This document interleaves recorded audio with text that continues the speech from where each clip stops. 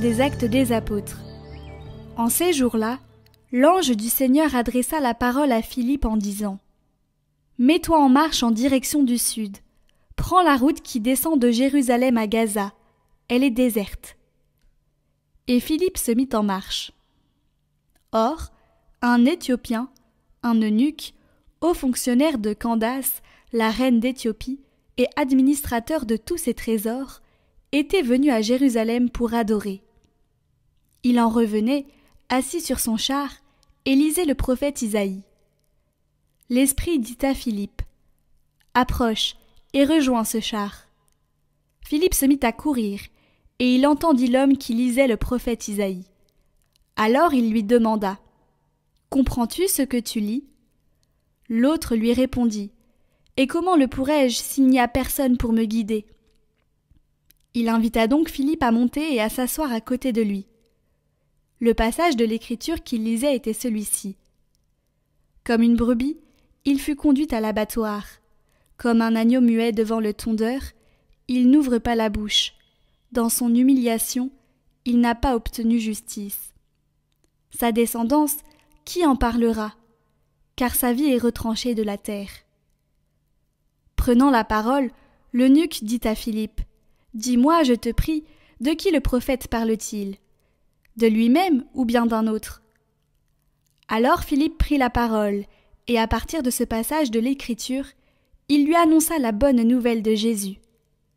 Comme ils poursuivaient leur route, ils arrivèrent à un point d'eau, et l'eunuque dit « Voici de l'eau, qu'est-ce qui empêche que je sois baptisé ?»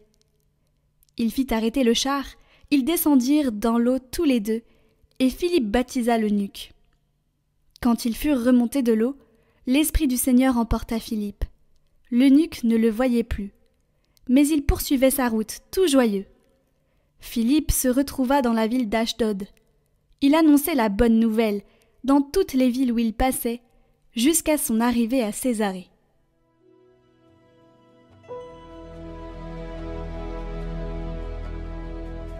Acclamez Dieu toute la terre. Peuple, bénissez notre Dieu, faites retentir sa louange, car il rend la vie à notre âme, il a gardé nos pieds de la chute.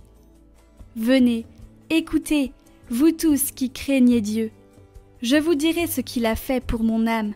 Quand je poussais vers lui mon cri, ma bouche faisait déjà son éloge. Béni soit Dieu qui n'a pas écarté ma prière, ni détourné de moi son amour.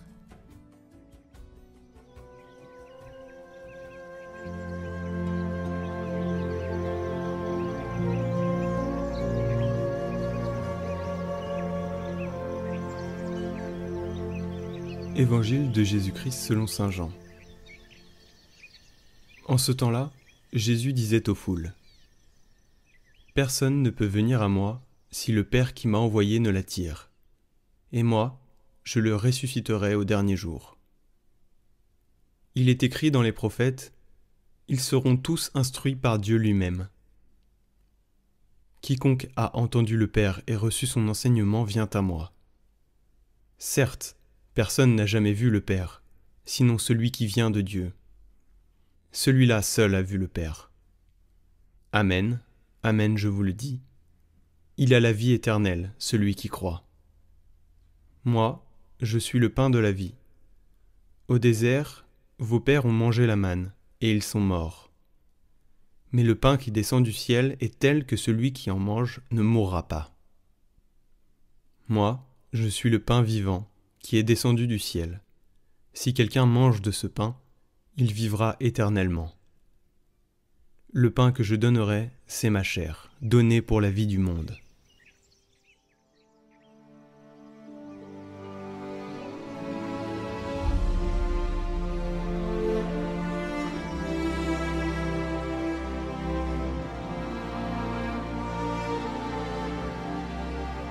Commentaire de saint Léon le Grand. Celui qui reçoit le Christ devient le corps du ressuscité. La nature humaine a été assumée par le Fils de Dieu si intimement que non seulement en cet homme, qui est le premier-né de toute créature, mais aussi dans tous les saints, il n'y a qu'un seul, et même Christ. Et comme la tête ne peut se séparer des membres, ainsi tous les membres ne peuvent être séparés de la tête. C'est avec lui que souffre non seulement le courage glorieux des martyrs, mais aussi la foi de tous ceux qui renaissent au bain de la régénération. Lorsqu'en effet on renonce au diable pour croire en Dieu, lorsqu'on passe de la vétusté au renouveau, lorsqu'on dépose l'image de l'homme terrestre pour revêtir la forme céleste, il se produit comme une sorte de mort et comme une espèce de résurrection. Si bien que celui qui est reçu par le Christ et qui reçoit le Christ n'est plus, après le bain du baptême, ce qu'il était avant, mais le corps du régénéré devient la chair du crucifié. C'est pourquoi la Pâque du Seigneur est célébrée comme il convient, avec des azymes de pureté et de vérité, lorsqu'une fois rejeté le ferment à l'ancienne malice, la nouvelle créature s'enivre et se nourrit du Seigneur lui-même. Car la participation au corps et au sang du Christ n'a d'autre action que de nous faire porter partout, en notre esprit et notre chair, celui en qui et avec qui nous sommes morts, ensevelis et ressuscités. Nous sommes invités à prier pour que l'Esprit Saint vienne éclairer et inspirer nos cardinaux pour le choix du nouveau pape. Je vous invite à prier pour que l'Esprit inspire aussi tous les chrétiens du monde pour qu'ils puissent se joindre à cette prière. Alors invoquons l'Esprit Saint et ensuite on le fera en musique. Au nom du Père et du Fils et du Saint-Esprit, Amen. Dieu et Père éternel, toi qui veux que le troupeau de ton Église paisse dans les verts pâturages de ta grâce, accorde-nous un pasteur qui rappelle au monde ton dessein bienveillant, un berger qui encourage ses frères et sœurs à la houlette miséricordieuse et missionnaire. Christ Jésus, seul sauveur et époux de ton Église, sois l'exemple de chacun des cardinaux, qu'ils gardent les yeux fixés sur la croix, qu'ils soient renouvelés par ta résurrection et sûrs de leur foi, qu'ils aient conscience qu'ils seront jugés sur l'amour, qu'ils témoignent jusqu'au don de leur vie. Seigneur Esprit Saint, sois le maître intérieur de chacun. Esprit de conseil, donne-leur d'écouter ta voix. Esprit de sagesse, fais-leur discerner le bien de l'Église. Esprit d'intelligence, accorde à tous le souci de la vérité. Esprit de science, montre-leur que tout est entre les mains du Père. Esprit de force, garde-les courageux contre l'esprit du monde. Esprit de crainte, sauvegarde leur humilité. Esprit de piété, maintiens-les dans la prière. Que les congrégations générales et le conclave demeurent sous ta constante protection. Que tout prenne en toi sa source et reçoive de toi son plein achèvement. Et quand tu auras voulu donner à l'Église son nouvel évêque de Rome, accorde-lui tous tes dons pour la gloire de Dieu et le salut du monde. Accorde à tous les fidèles paix et joie et la certitude que tu veilles à jamais sur l'Église. Amen.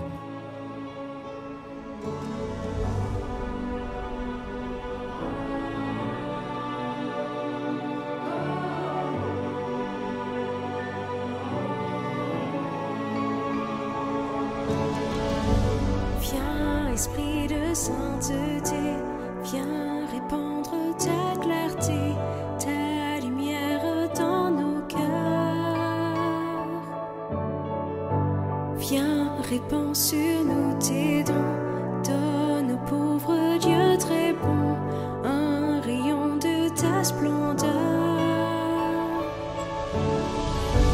Viens, Seigneur, nous visiter, toi qui seul peux consoler, donne vie à notre corps.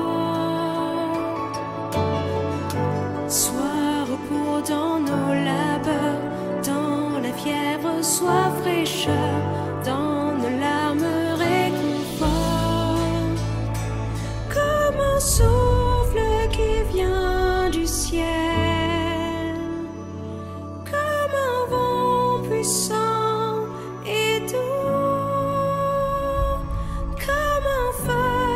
s'étend sur terre. Esprit du Seigneur, embrase-nous.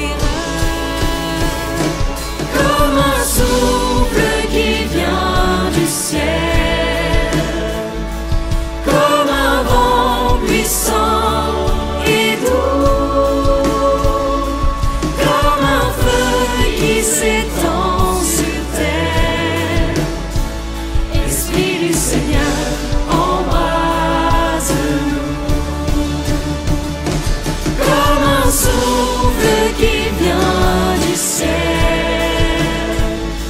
comme un vent puissant et doux, comme un feu qui s'étend sur terre. Esprit du Seigneur, embrase-nous. À tous ceux qui ont la foi, ceux qui se confient en toi, donne tous tes dons sacrés. Viens, couronne nos vertus, donne au monde